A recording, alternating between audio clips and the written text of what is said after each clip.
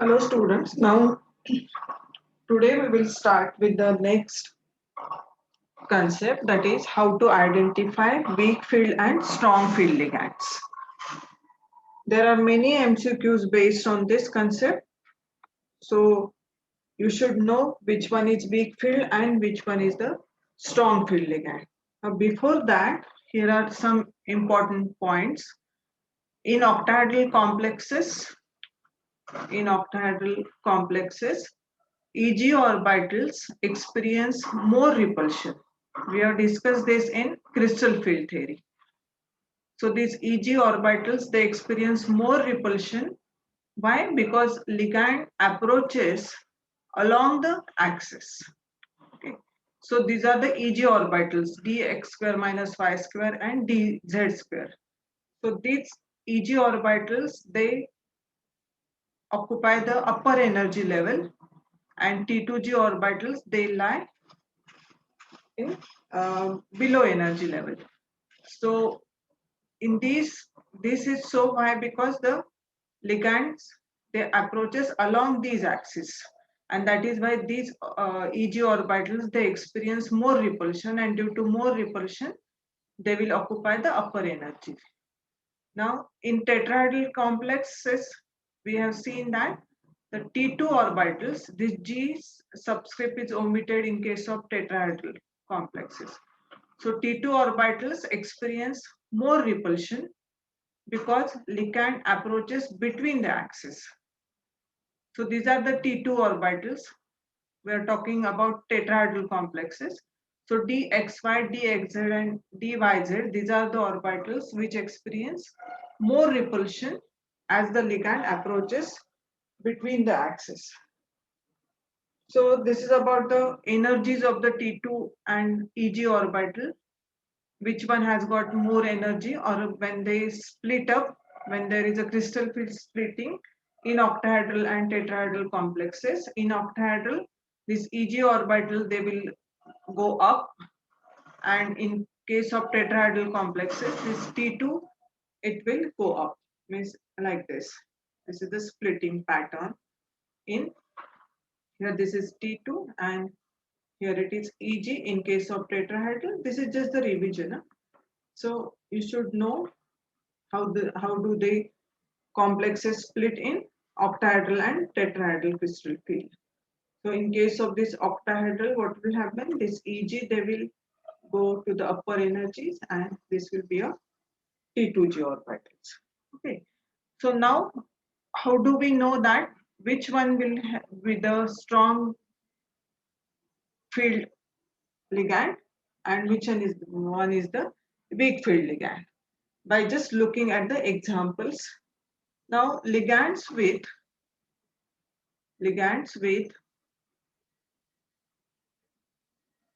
donor atoms like halogens, oxygen or sulfur. This is very important point. Halogens, oxygen or sulfur, these are weak field ligands. These are weak field ligands. Okay. For example, like F minus fluoride, chloride, bromide, iodide, then OH minus, where oxygen is the donor atom, then HCN minus. So here you should know which one is the donor atom in such cases. Here oxygen is donor atom. This is your donor atom. Here in this case sulfur is the donor atom. Means this atom is attached to metal. It means that. So in such cases these are the weak field ligands. So while remembering, if either of these will be there in the given MCQ, you should be easily able to know which one is the weak field and which one is the strong field ligand. Another example for this weak field, like C2O4 oxalate ion here. So this C2O4 you can draw for this like COO minus. This is COO minus. So this oxygen is the donor atom here in this case. So in short, you remember that halogens, oxygen or sulfur. Okay. So X I can write for halogens, then oxygen and sulfur. So XOS. In short, you can remember the trick that XOS, if the ligand contains this either X, O or S, then these are the weak field ligands. Remember, this XOS should be the donor atom. No? These are the weak field ligands. Okay. Then what about the strong field ligand? Which are the strong field ligands? Second point, strong field ligands. How to identify strong field ligands? Now in this case, the ligands with donor atoms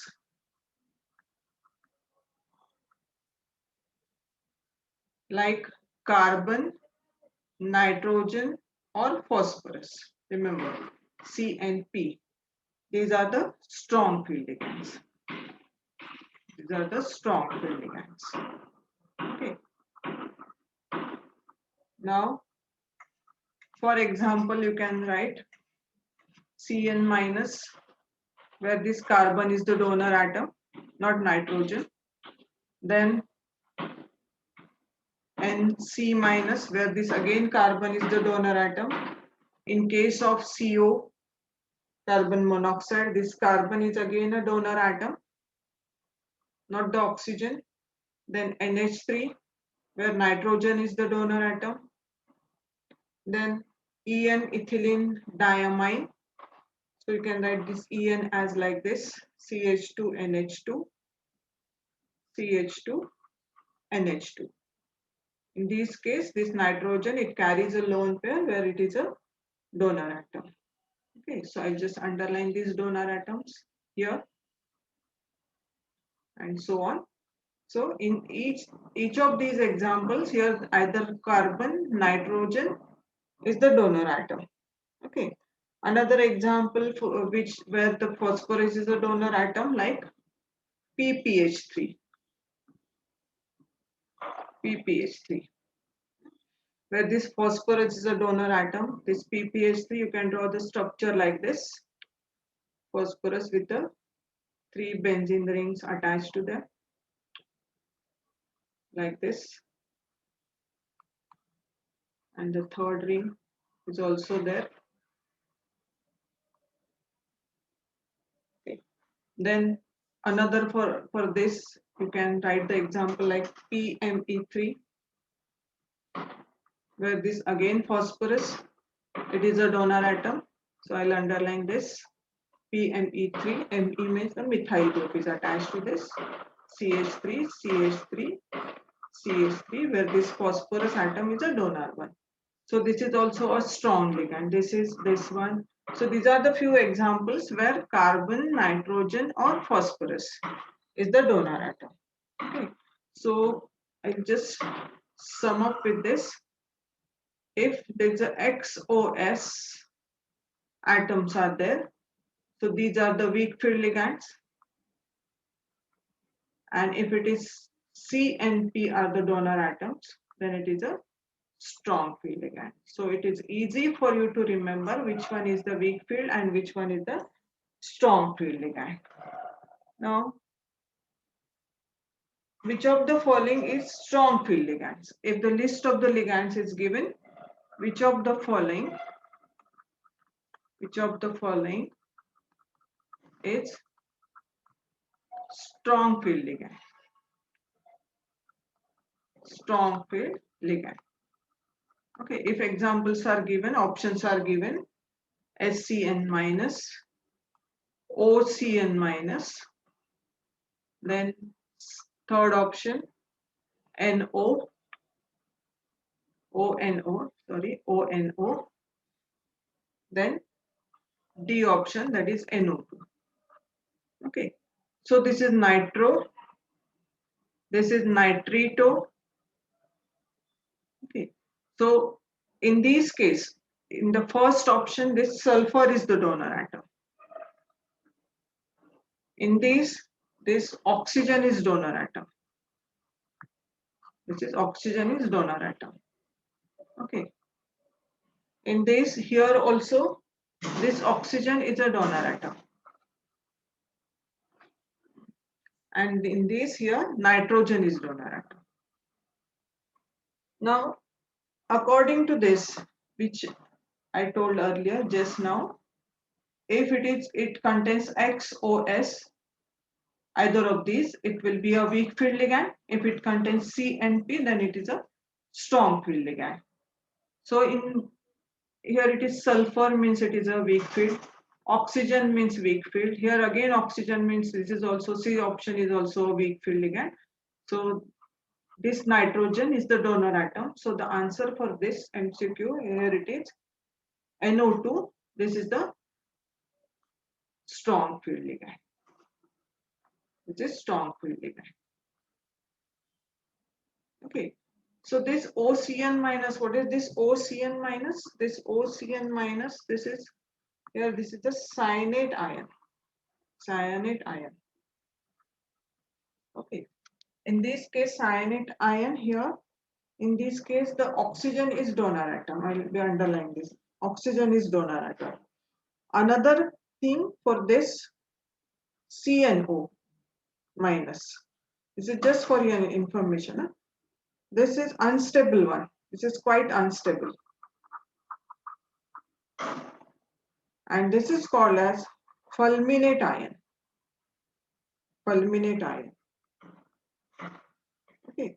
So here in this case, this is the donor atom. Carbon is the donor atom. Remember, here donor atom is carbon. Whereas in this case, oxygen is donor atom. Okay. Now, you can write one more thing for this, which is called as isocyanate, NCO minus. This is called as isocyanate. Just for your information. Isocyanate, where nitrogen is donor atom. So accordingly, you can classify these two, 1, 2, and 3. Which one is the strong field and which one is the weak field ligand? Okay, if the options are given. Now, this mercury fulminate has been used as a primary explosive in detonators. It is pseudo-halic ion.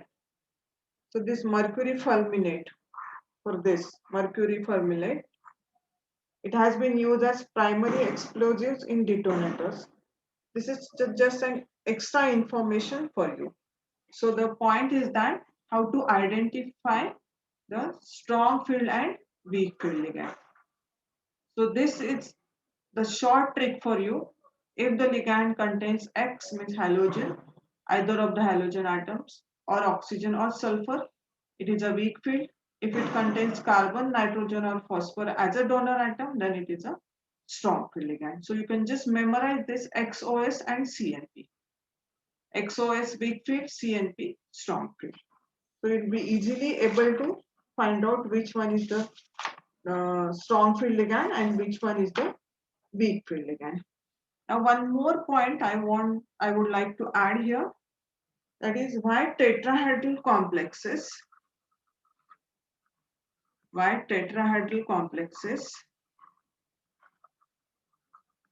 forms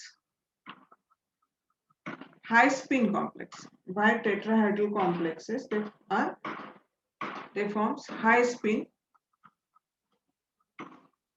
or rather why tetrahedral complexes are high spin complexes, or why they do not form low spin complexes. The question might be like this also, is why tetrahedral complexes are not low spin complexes. So reason for is that the energy gap between, when there is a crystal field splitting in tetrahedral field, energy gap between T2 and E. So we will omit this G subscript here. So T2 and E orbitals is less in tetrahedral complexes. In tetrahedral complexes. This I already explained in crystal field theory. So this in this way the orbitals they split up d orbital. These are the d orbitals, 5d orbitals. So in case of this tetrahedral complexes, what will happen? These are the e orbitals and these are the t orbitals. So there are three and there are the two orbitals here. Now this energy gap between these, this is very small. This is less in case of tetrahedral. Now due to this less splitting, this gap is small means what? There is a less splitting. So now due to less splitting, what will happen to the pairing energy? That is the energy required to pair up the electrons. So the pairing energy is more. Okay. So this in these cases, this delta T, T stands for tetrahedral, it is less than P. So pairing energy is more here. Now, if we this what is the effect of this more amount of pairing energy? I can explain this by taking example like electronic configuration for D3. So what will happen if in case of this D3?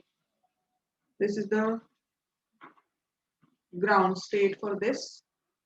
Before splitting, 1, 2, 3 electrons are accommodated here, and when they split up, 2 will be accommodated here and the third will go here. Okay. So now if we pair up the third electron, there will be more repulsion between electron and electron.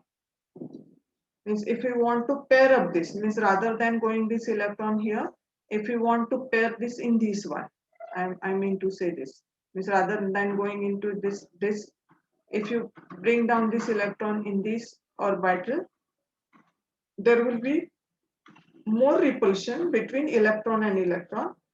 So to minimize this repulsion, pairing energy is given. Okay, that is delta T is less than P. There is a less splitting, means this delta T, this value is small and pairing energy is more here.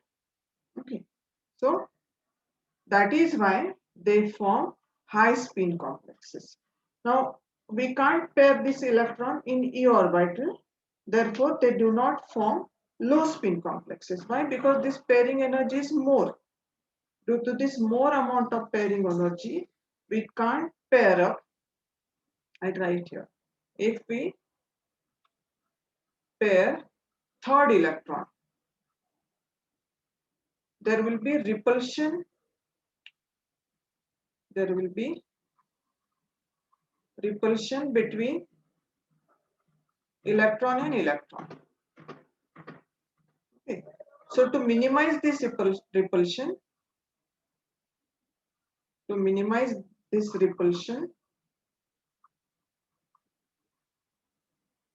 pairing energy is given.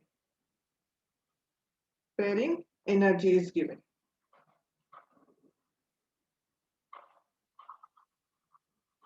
And when this pairing energy is given to this to just stabilize this repulsion or to neutralize this repulsion, this has got more in amount than this splitting. So this energy gap is very small here. This energy gap is very small. Are you getting me? So due to this small gap, when this third electron, which is here, if we try to pair up here or bring it here, there will be repulsion between the electron and electron. And for this, to avoid this repulsion or to minimize this repulsion, pairing energy is supplied here. And due to this more amount of pairing energy, again this and more amount of pairing energy and the small energy gap, we can't bring this third electron here in this orbital. And therefore, this tetrahedral complexes, they do not form tetrahedral complexes, they do not form low spin complexes. low spin complexes, or rather they tend to form high spin complexes. Okay, so the question is why tetrahedral complexes are always high spin complexes. The reason is that, one reason is that this energy gap is very small and more amount of pairing energy. So these are the two factors which are responsible for the tetrahedral complexes to be high spin complexes. So in the next video, we'll talk about crystal field stabilization energy and its application. Thank you.